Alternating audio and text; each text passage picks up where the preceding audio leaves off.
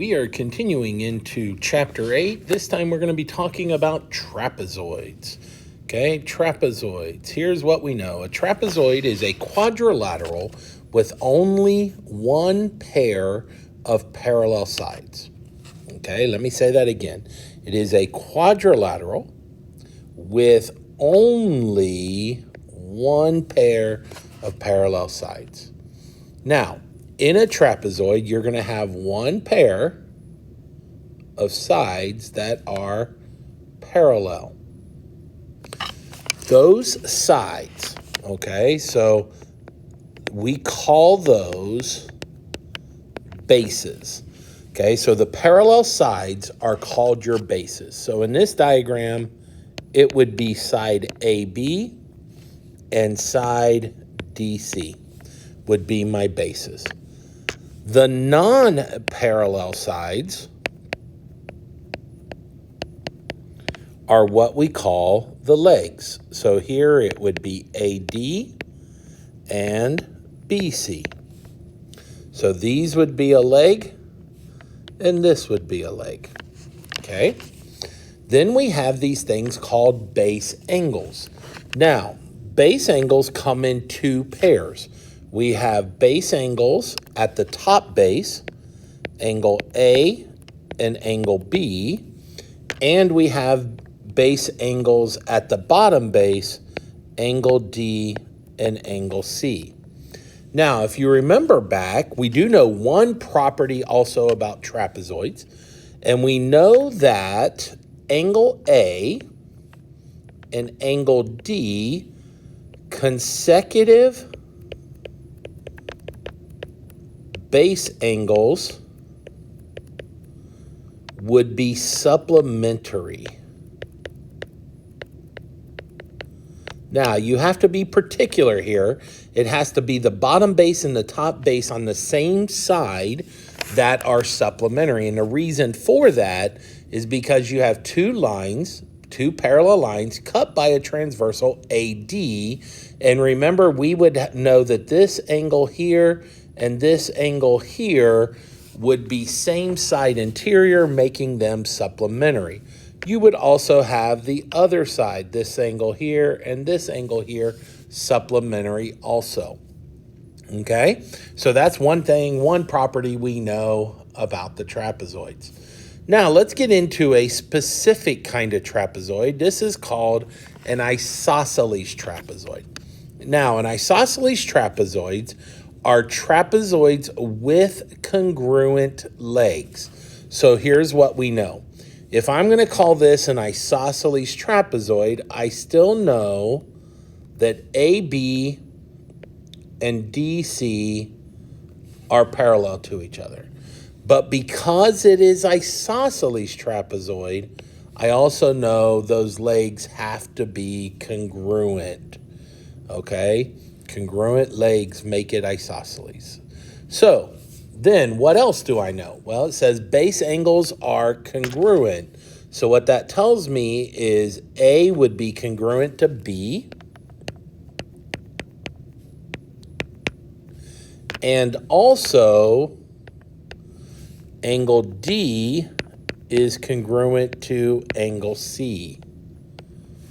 Okay, so base angles are congruent.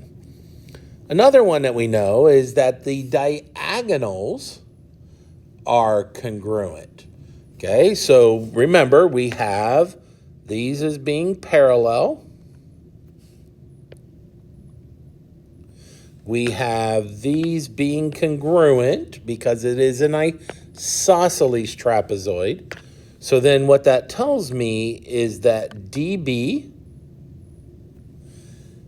and AC, those diagonals would have to be congruent. So what I know here is I know that AC would be congruent to DB. Oh, sorry. Let's go BD.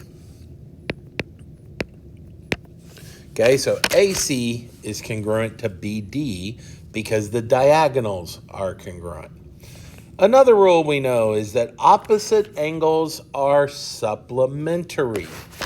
So when we look here, we know that angle A, angle C would be supplementary. So angle A plus angle C would equal 180 degrees.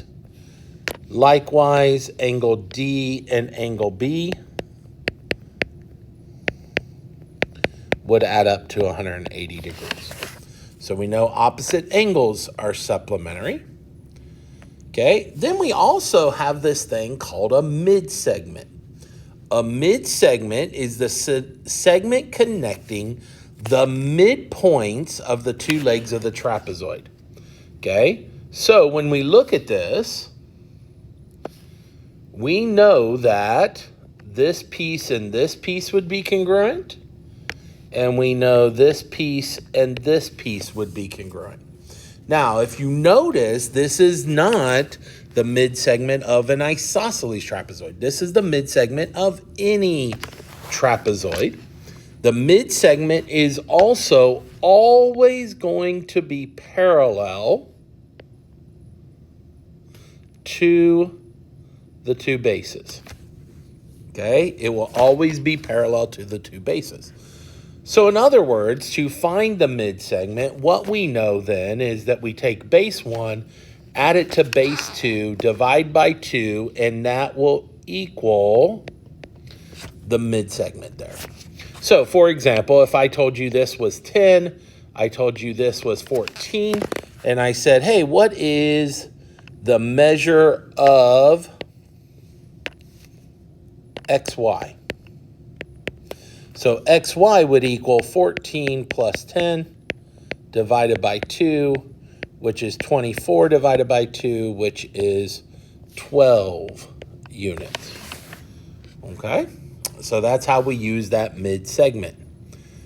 So let's practice a couple things here then. Let's just try a few. So if I wanted to find the measure of n, so what I know is that n must equal 33 plus 21 divided by 2, which is 54 divided by 2, which is 27. Okay, likewise on the other side here, I know that this is the mid-segment, so 18 is equal to 14 plus n plus 13, all divided by 2. So then we'd multiply by the 2, so we would know 36 is equal to n plus 27. I minus the 27, and I know then that the n would represent 9. And those are the things that we know with the trapezoid and isosceles trapezoid. So make sure you fill in your Venn diagram. Remember, these are away from the parallelogram. Trapezoids are not parallelograms, so they do not fit under the parallelograms in our Venn diagram or our flow chart, okay? So we'll have that on the board, and we'll take a look at that in class as well.